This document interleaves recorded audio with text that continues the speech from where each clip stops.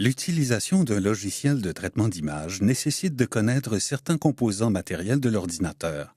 C'est le cas notamment lorsqu'on souhaite personnaliser le logiciel en vue d'optimiser ses performances. L'objectif de cette capsule est de vous présenter le fonctionnement du disque dur et de la mémoire vive pour comprendre comment ces composants matériels affectent directement l'efficacité du logiciel. Commençons par rappeler qu'un système informatique possède une partie matérielle, appelée hardware en anglais. Cette partie physique est constituée de l'ordinateur et de ses périphériques. Les logiciels, quant à eux, sont les différents programmes enregistrés sur l'ordinateur. On parle de software en anglais pour désigner cette partie matérielle du système.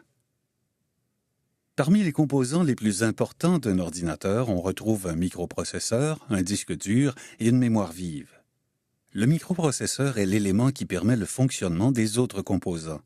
Il agit comme un chef d'orchestre qui exécute les nombreux calculs nécessaires au fonctionnement de l'ordinateur.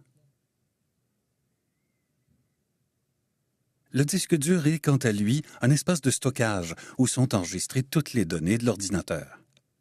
Par exemple, lorsqu'on installe un logiciel, un espace du disque dur lui est automatiquement alloué.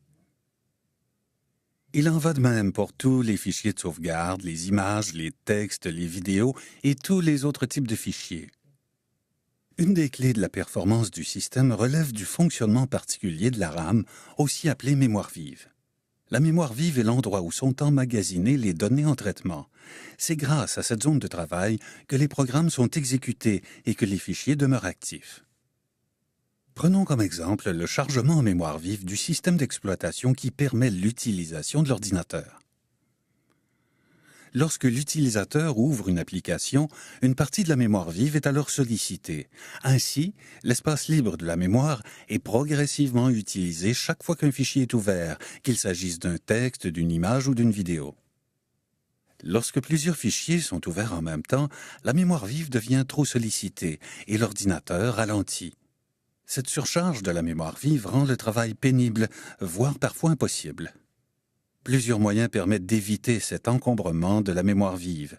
Il est possible d'acheter une nouvelle barrette de mémoire afin d'augmenter l'espace disponible, mais cette solution est coûteuse et entraîne certains soucis logistiques. En revanche, il existe des méthodes pour éviter la surcharge de la mémoire, notamment en essayant de comprendre dans quelles circonstances celle-ci se retrouve surchargée. Commençons par expliquer ce qui se produit lorsqu'un utilisateur ouvre une application ou un fichier. Initialement stocké sur le disque dur, le fichier et son application s'exécutent dans la mémoire vive. Chaque fois qu'un fichier est ouvert, les données contenues dans le fichier sont récupérées à partir du disque dur pour être traitées dans la mémoire vive. Une fois le travail effectué, lorsque l'utilisateur ferme les fichiers et que ceux-ci ne sont plus actifs, la mémoire vive se libère. Seuls les logiciels nécessaires au fonctionnement de base de l'ordinateur, comme le système d'exploitation, demeurent actifs dans la mémoire tant que l'ordinateur n'est pas mis hors tension. Il se passe exactement la même chose lorsqu'on travaille avec un logiciel de traitement de l'image. Là encore, une partie de la mémoire vive de l'ordinateur est allouée au fonctionnement du logiciel. L'espace de mémoire alloué permet d'ouvrir le logiciel, mais aussi les documents, comme les images. Cet espace de la mémoire vive réservé aux différents traitements de données concerne aussi toutes les manipulations possibles effectuées en temps réel dans le logiciel, par exemple la transformation ou l'application de filtres. Pour certains logiciels, l'utilisateur peut déterminer la quantité d'espace de la mémoire vive qui lui sera attribuée et qui permettra de le faire fonctionner de façon optimale. Il est ainsi possible de personnaliser les performances du logiciel en fonction de la quantité de mémoire installée sur l'ordinateur. Cependant, lorsqu'on effectue ce réglage, deux situations peuvent poser problème. Si on donne trop de place à un logiciel comme un logiciel de traitement d'image, le reste de l'espace disponible pour le fonctionnement du système d'exploitation et des autres logiciels est alors restreint et l'ordinateur se retrouve considérablement ralenti. Inversement, si on ne laisse pas assez d'espace, le logiciel et l'ordinateur sont aussi ralentis. Dans les deux cas, les performances sont affectées. Bien sûr, il serait idéal d'avoir un espace de mémoire illimité. Mais dans la pratique, il faut s'adapter à ces contraintes et régler les performances de telle sorte qu'un logiciel puisse toujours avoir accès à un minimum de mémoire pour fonctionner correctement. Pour atteindre ce juste milieu, il est conseillé d'autoriser le logiciel à utiliser entre 50 et 70% de la mémoire totale installée. Il faut toujours adapter ce réglage en fonction du système d'exploitation et des composants de l'ordinateur avec lesquels on travaille.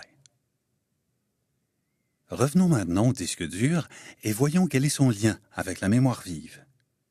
Certains éléments du logiciel qui sont moins sollicités par l'utilisateur, comme les états d'historique, le contenu du presse-papier ou la dernière version enregistrée d'un fichier, sont mémorisés temporairement dans le disque dur. On parle de mémoire virtuelle pour désigner la partie du disque allouée au traitement et au stockage temporaire de ces données. Le disque dur se comporte alors comme une extension de la mémoire vive. Cette opération, qui permet de ne pas encombrer la mémoire vive, se fait spontanément. L'utilisateur n'a pas à déterminer quels éléments du logiciel seront traités par la mémoire virtuelle. Cependant, si plusieurs disques sont disponibles pour un même ordinateur, il appartient à l'utilisateur de sélectionner celui qui sera utilisé comme mémoire virtuelle. Dans certains logiciels traitant de gros fichiers, il est possible de régler les performances en déterminant quel disque sera le disque de travail. La mémoire virtuelle permet ainsi d'optimiser le travail du logiciel dans la mémoire vive en acceptant de recevoir temporairement les données traitées et les informations latentes d'une opération. Cependant, le recours à la mémoire virtuelle peut diminuer l'efficacité du logiciel. L'idéal reste donc de ne pas surcharger la mémoire vive et de toujours demeurer attentif aux performances de votre ordinateur.